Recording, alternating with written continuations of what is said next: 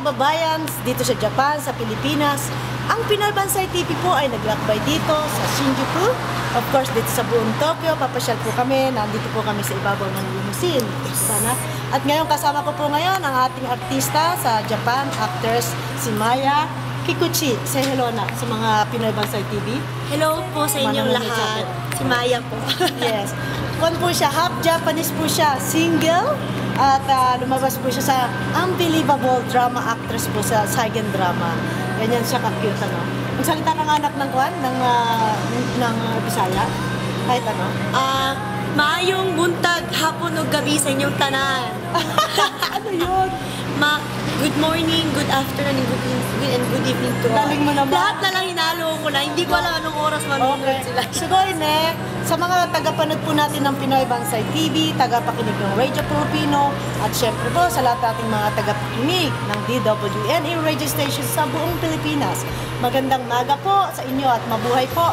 At gusto naming magkampay at i-share sa inyo, ibahagi ang aming magandang buhay dito sa Japan, na kami po ay mga Pilipinang tumutulong sa bansang Hapon to uplift the image of Filipino in Japan and to promote the Japan economy, to help our people, ang mga jobless Filipinos living and working in Japan. We need to promote our Philippine tourism, of course, ang DOT, Department of Tourism. Of course, we need to help Chamber of Commerce para i-promote po ang ating mga kababayang, mga nangangailangan ng trabaho, mga jobless na kababayan natin nasa Pilipinas. Invite all people to visit Japan, Philippines, and also mga turista. I-welcome po natin dito sa Japan, no?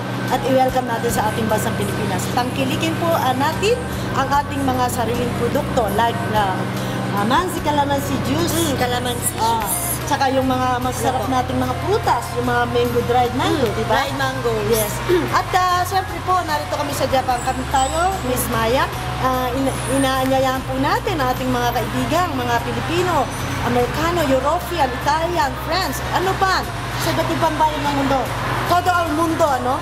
Na bumisita po kayo dito sa Tokyo, sa Japan.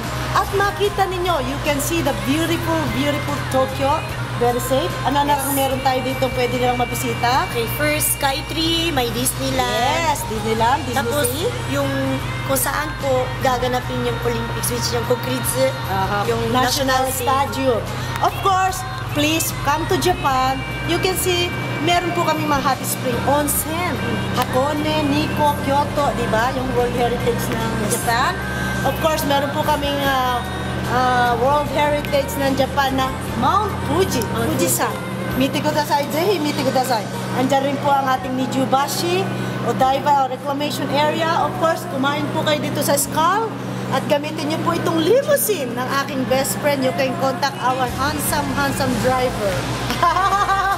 Ayan, okay. Ayan, say hello. Nakayute. Minasan, Nihon. 皆さん、日本でお待ちしております。ぜひ来てください。 Alright. Of course, habang nayatin yung tabayan ng anak ang si Nikki Kawajiri, habang inintay natin, ang wine po nato ay not only for us. This wine, a gift from Limousine Pasela Company of Oginosacho, our gift for the people, promoting and sharing the love, promoting world peace. We would like to dedicate this wine for the people, those doing humanitarian deeds, especially Filipino, unsung hero, OFWs all over the world. Mabuhay po kayo at inandog po namin sa aming ama, Ambassador Manuel Al Lopez, at sa aking mga kasama. Ang wine po nato ay para sa ating lahat. Mabuhay po ang mga